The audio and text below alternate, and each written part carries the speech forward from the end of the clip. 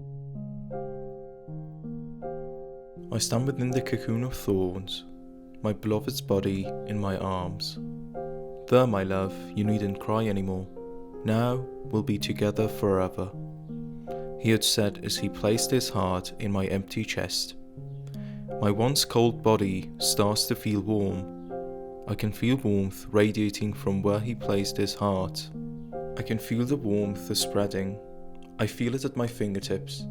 An urge to scream, to howl, to lay waste to all there is and will be buds in my heart.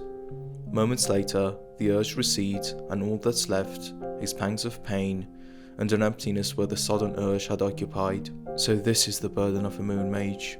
I look at the peaceful expression on my beloved's face. It must have been hard harbouring all this for so long. I bite into his flesh, skin, hair, blood, meat, fat and bone. I devour it all. Now we'll truly be together forever. I step outside of the cocoon. The thorns have taken over the once well-maintained garden. The thorns covering the ground make way as I step forward. The place I once called home has mutated into a dark maze of a mansion. I step inside and make my way up the stairs. I find myself in the once lively dance hall. Many a dance I held here in honour of life and merriment. Now all that is left of the world I once treasured is silent lifeless dust. They will pay. With this burning heart I'll make them pay. I make my way to my private quarters. Curse, get my armour. My servant whom I had entrusted with keeping my beloved high priest safe brings me my treasured silver armour. It is adorned with thorns as dark as the endless night. The endless night embraces the shining armour, the light that keeps all children safe, but it's hard not to notice the dust covering it. I don my armour and make my way down to the entrance.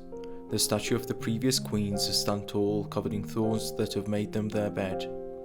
I stop in front of the statue of my illustrious mother, the previous Queen of Night, the light who kept the children safe for eons.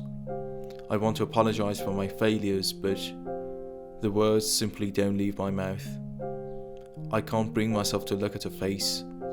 My newly acquired heart writhes. It feels as if it is trying to tear its way out of my chest. This unbearable ache. I'll make them pay. I step outside. I feel the cold sand underneath my feet. The place that was once filled with cries of joy and songs of love has become a lifeless desert. Bring it down, I command the thorns. They rise from every dark corner in which they have been lurking and crawl their way to the top of the mansion. Their fangs rip apart the pillars that have kept my home upright throughout its long history. As the thorns eat away at the pillars, the mansion collapses under its own weight. Now there is no going back. Curse, open the way to the Tower of Illusions. A puddle of tears forms. I step inside and sink, or is it that the tears have moved upwards? I could never tell. Before I know it, I am standing in front of the tower's entrance. I push open the heavy doors of the entrance. The stairs greeting me go up to infinity, or so it seems. These stairs are a reflection of your heart. If you feel what awaits atop the tower, they will stretch to infinity, but this new heart of mine feels only one thing, and it's not fear. I climb the stairs, and before a moment has passed, the usurper is standing before me. You! She shrieks.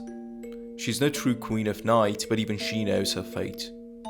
And struggle as she may, she will receive what's due. She whistles the tune I had whistled many times to protect. Her tune is tinged with fear. No, it's frantic malice. The sound of familiar footsteps follows, patient, calculated, calm footsteps. I close my eyes.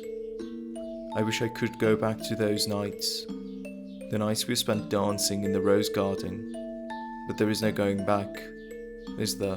Tomoe. Tomoe stands before me, her mechanical heart ticking with a familiar rhythm, the lullaby that put me to sleep each day. Each day she'd stay by my side, the ticking of her heart whispering in my ears, "Sleep well, my queen, I'll be by your side." Tomoe, will you grant me one last dance? I wait for her to start.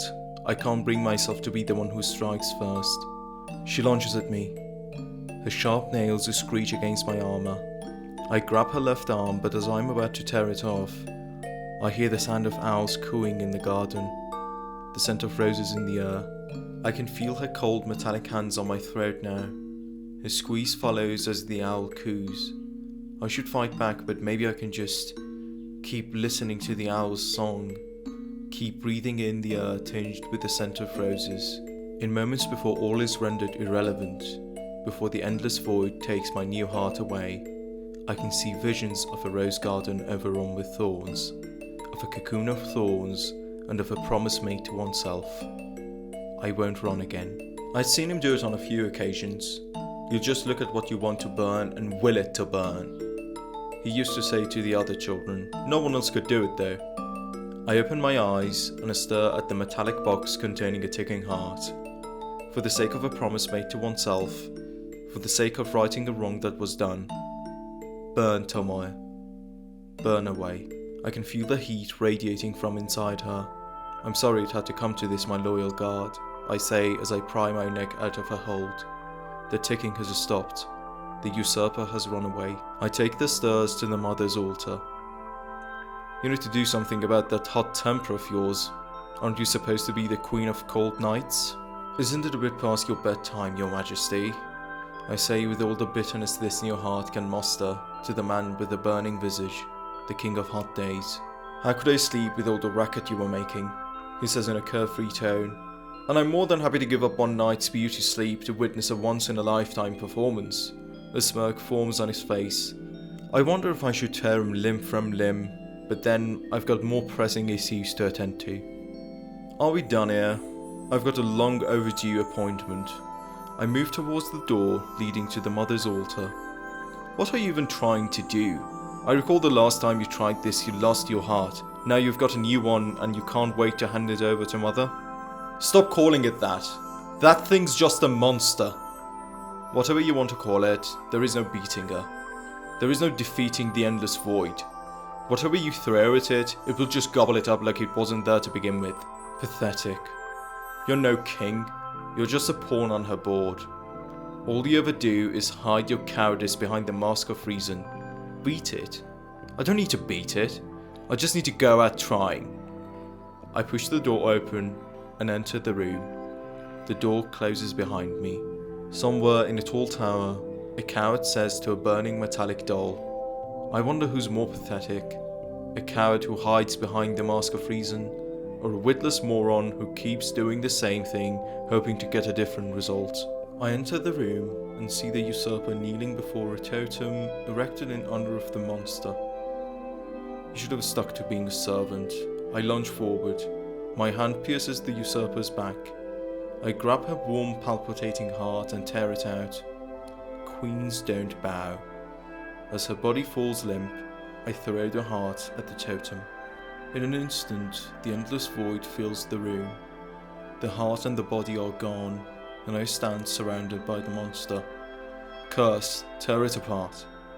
The crying eyes materialize. The eyes stare intently forward. I can feel the flood of energy shooting from the eyes. I can't tell when it happened, but where the eyes used to be now is just endless darkness, endless void. The void keeps eating away at my mind. I summon the thorns. They writhe and bare their sharp teeth. They thrash in the void, but before long they are gone too. I feel alone. Burn! I shout over and over, but nothing happens. I can feel my presence fading. You done shouting? I hear the coward say from behind me. I turn to him. What are you doing here? And more pressingly, why are you naked? He strikes a pose and shows off his muscular build. Well, I can't exactly ignore the cries of a damsel in distress, and I thought maybe I'll try acting like a witless moron for once. You seem to be enjoying the experience after all. Yeah, I get it, but again, why are you naked? I say as he grabs the back of my armor. I'm trying to make a fashion statement, now just get out of here. His grip on my armor fastens, and then I am thrown out of the room. I can see him shine bright and then brighter and brighter. As I pass through the door, he explodes. The tower shakes. I keep falling. When I come to myself, I am once again surrounded by the monster. Why don't you just fucking die? How much more should we sacrifice? I try to move, but my body has clearly reached its limit. I lie there motionless. My mind feels hazier with each passing moment. Memories, thoughts, and feelings once treasured now feel distant. I close my eyes and ready myself for the end. I feel like I'm falling deeper and deeper into an endless abyss. But then someone catches me. I hear the owls coo. I open my eyes. I am back in the rose garden. You done playing? I hear a voice coming from my chest. You could speak? All hearts can speak. You just never really listened. I see. So what do you want? I'm a bit busy dying here, as you can see. See? This is what I mean. Is that how you speak to the heart of your beloved? Keys these days, man. Unbelievable. Anyway, that's my question. What exactly all that song and dance was about? That monster had to pay for what it did to my land, to my people. I see. So, is this what you wanted? I just didn't want to run away anymore. No, that's what the boy wanted. What do you want? I want to dance. I want to run in the forest at night. I want to laugh with my friends. I want my friends back. I want my friends back. There, little one. You're such a good girl, caring about your friends so much. Look, aren't they your friends? Why don't you go play with them? Somewhere in a dream, a child ran to play with her friends. A red dragon made of hope and dreams of a kinder world took flight. It soared high and its wings are spread wide. The endless void surrounding the dragon shattered beneath the weight of hope. The fires of rage flowed from his belly and turned the fragments of an endless void into ash. From those ashes rose new lives, harboring hope in their hearts as well as the endless darkness. What will come next, I wonder?